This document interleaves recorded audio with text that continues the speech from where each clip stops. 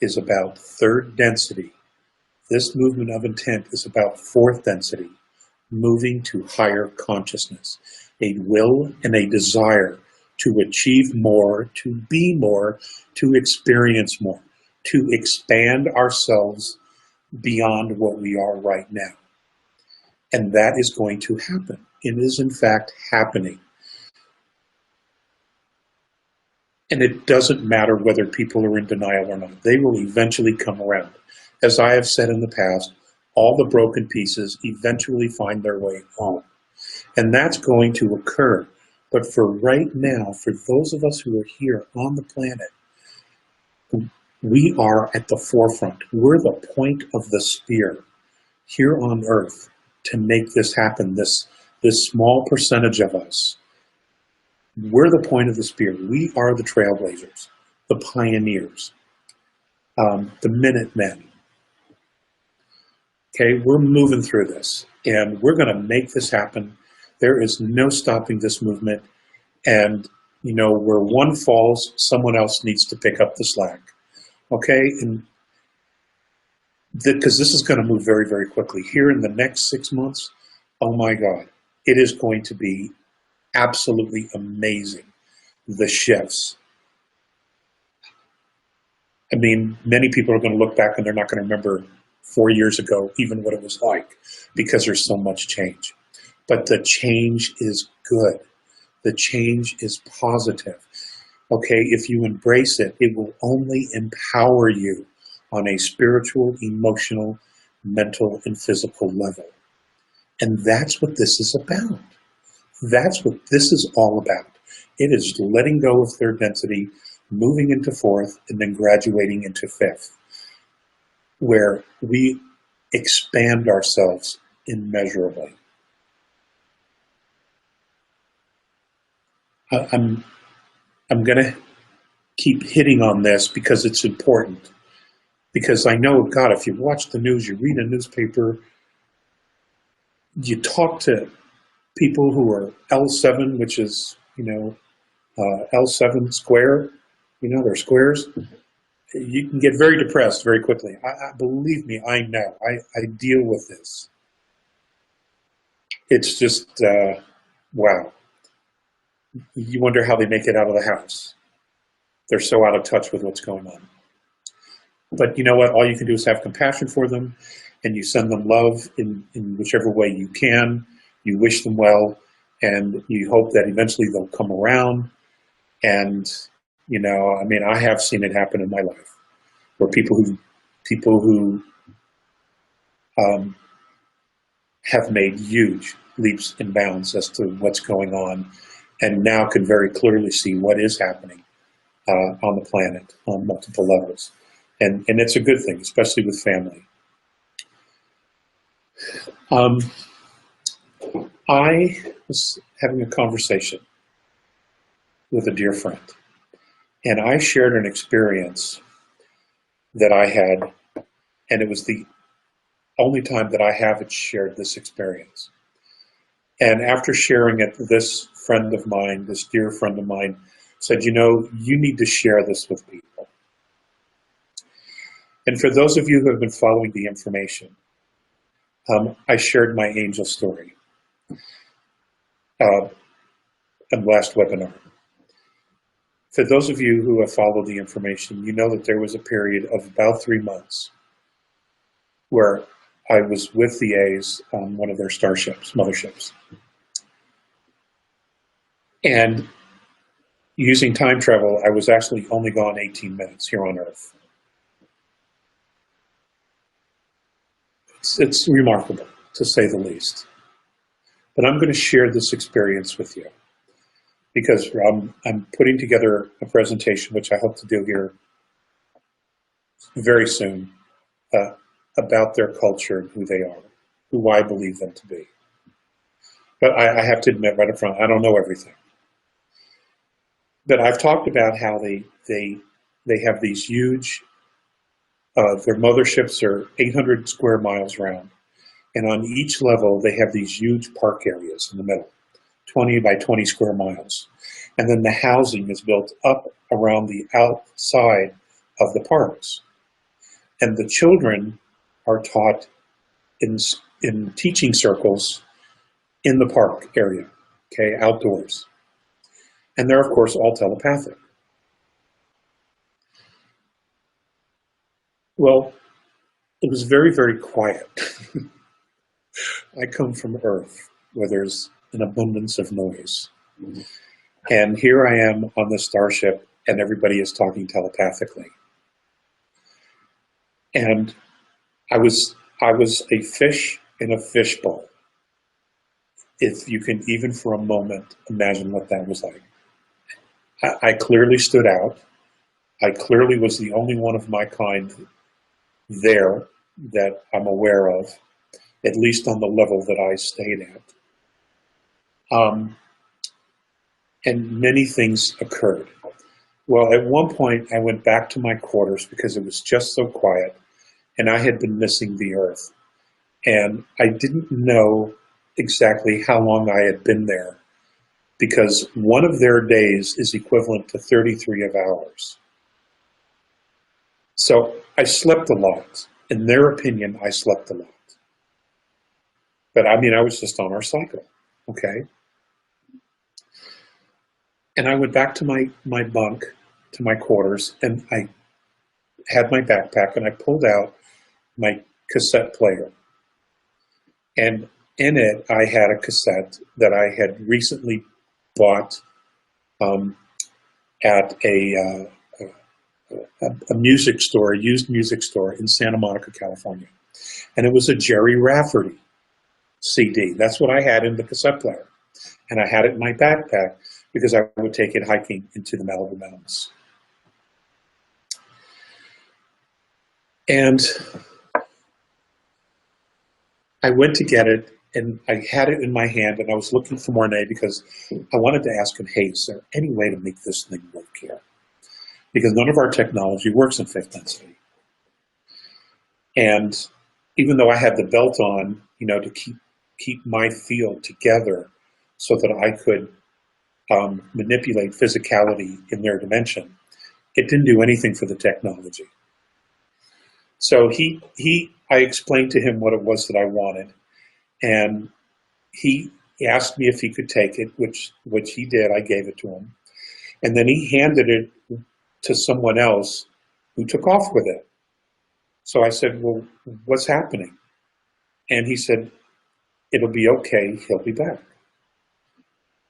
I don't know exactly how much time passed because I never really could get a handle on time up there because they don't live in time like we do. But at some point he came back with what appeared to be a piece of plexiglass. It was about 3 inches by 3 inches, and it was just like a piece of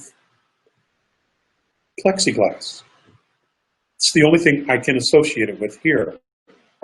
It wasn't, he couldn't explain the materials that it was made of because we don't have them here, but that's the best analogy I can give you.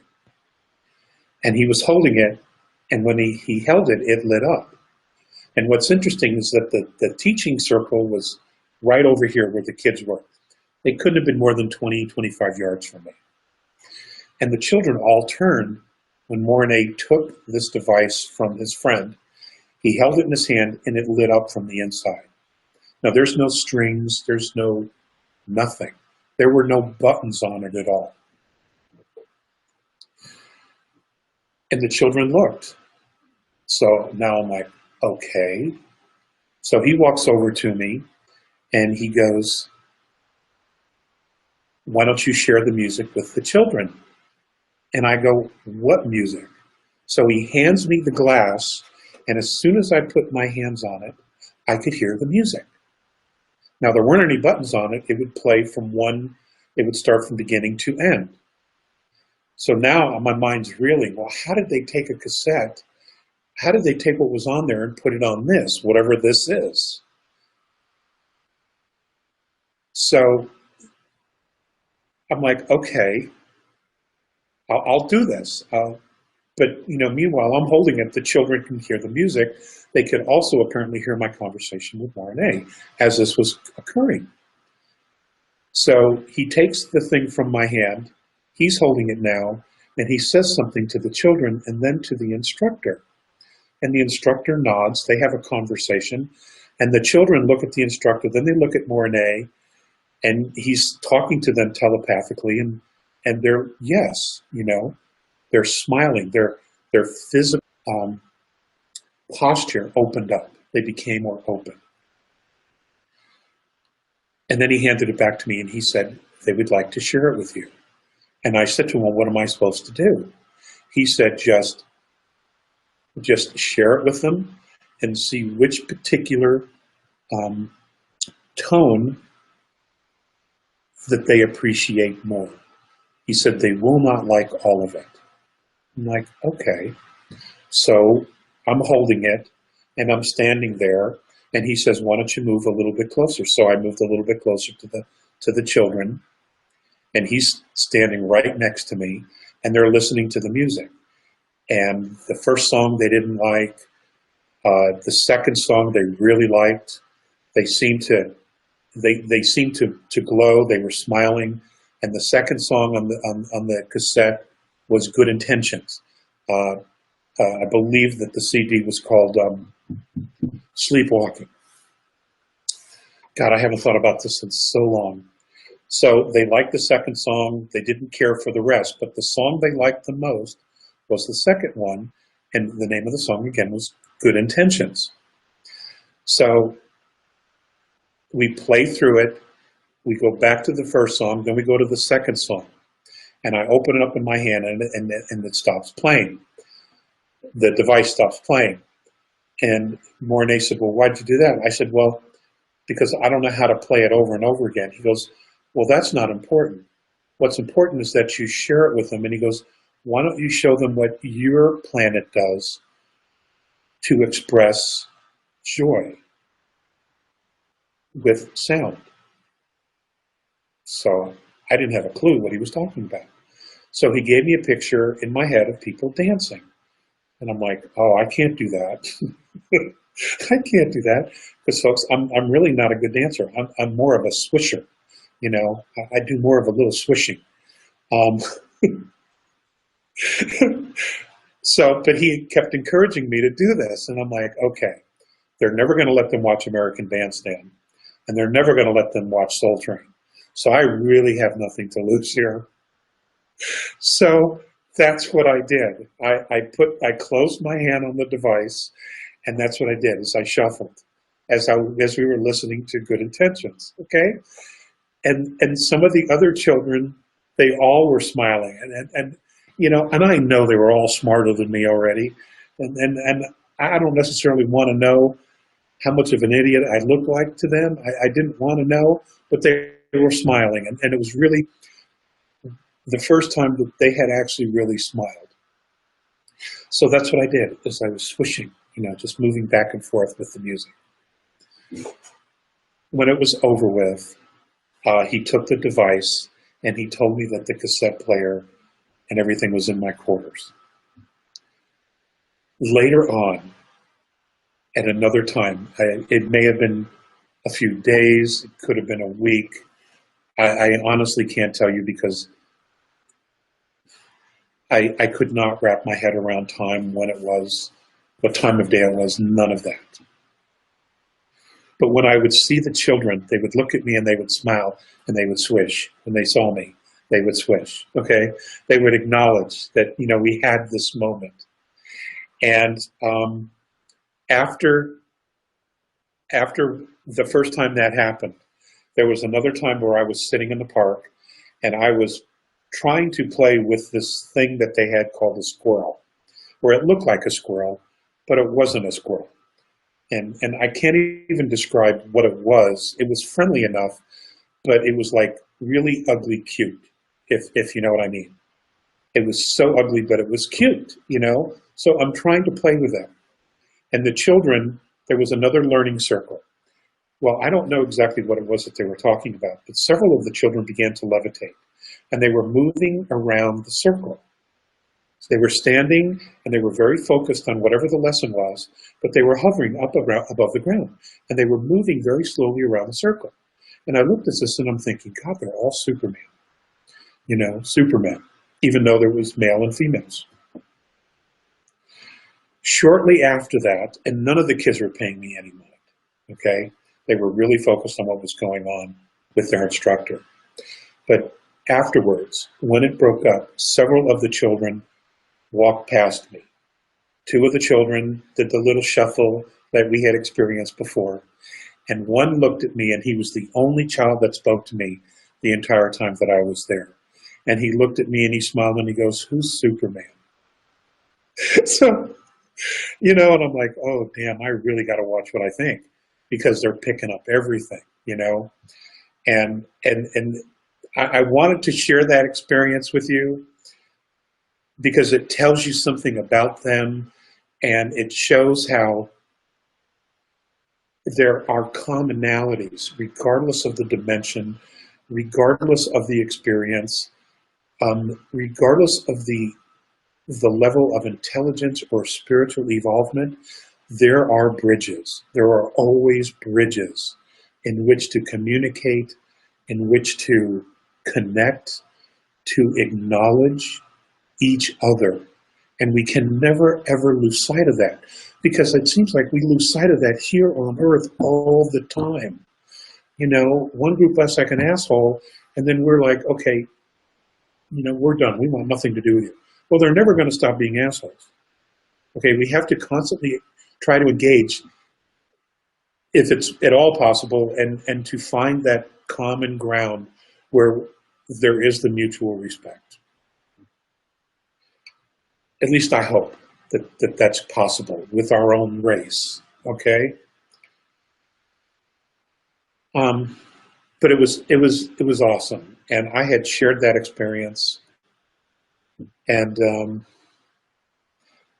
and I wrote a letter to Jerry Rafferty's fan club years and years ago,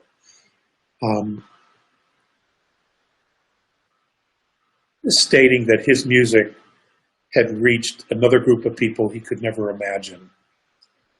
I don't know if he ever got it. I don't know if the letter actually even made it there. I'll never know. But I just want you to know that that his music was being played in an Andromedan mothership. Okay, and if he's somewhere and he can hear this, dude, you rock. Jerry Rafferty, you rock. It may not seem like it, ladies and gentlemen, but we're very, very blessed. We are very, very blessed to be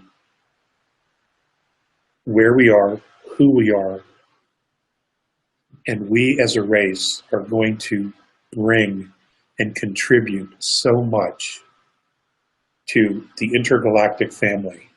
You have to know that. You just absolutely have to know that our experience here on Earth, in the trenches, lifetime after lifetime, is not for naught. Okay, we have a lot of experience, and we will be able to share not only the experience, but our ability to forgive, to experience compassion.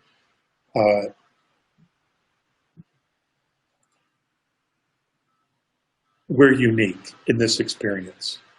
We truly, truly are, which makes all of us unique in this experience. Anyway, guys, I know we got off to a late start, and we have maybe 20 minutes. If they don't run me out of here, I'll keep going. But maybe we can start doing some questions, JP. We're all off our game here because we had such technical difficulties, but we're doing our best here, folks. And okay. Can you hear me, Alex? Okay, well, I can't hear anybody. Oh. So what I'm going to do is I'm going to read off the thing, okay, that's here. And I have one that says, what will happen to the star seeds at the moment of transition? I genuinely do not know. I would assume that all of us would be pretty much in the same place. That I wouldn't necessarily use the word starseed, but that's what's. We're all in the same boat. We need to hear that because we get something in the dark. Okay. The future will be very interesting for you in New York soon, I take it. Yes, apparently NYPD wants to arrest Hillary Clinton today. They do, and I want you to research it. Hillary Clinton, NYPD.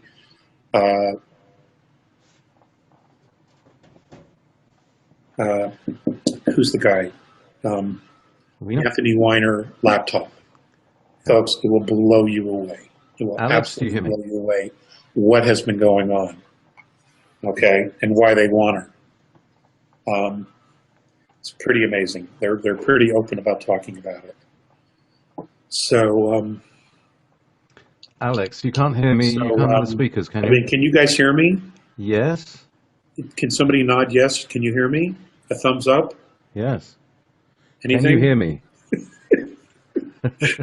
Big thumbs. No, okay, I got a thumbs up.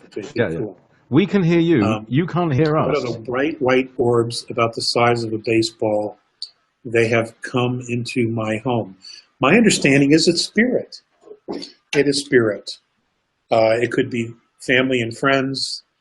It could be those who have passed before you. Remember the frequency. We are rising our frequency. We're moving into fourth, and then eventually we'll be passing forth into fifth. Okay. So it could be those. It could be family. It could be spirit guides. It could be nature spirits. It could just about be anyone. But I have yet to experience or know anyone who has had a negative experience from the orbs. Okay. Please, if you heard about the AI effort to use 5D tech networks to affect our connection to planet Earth.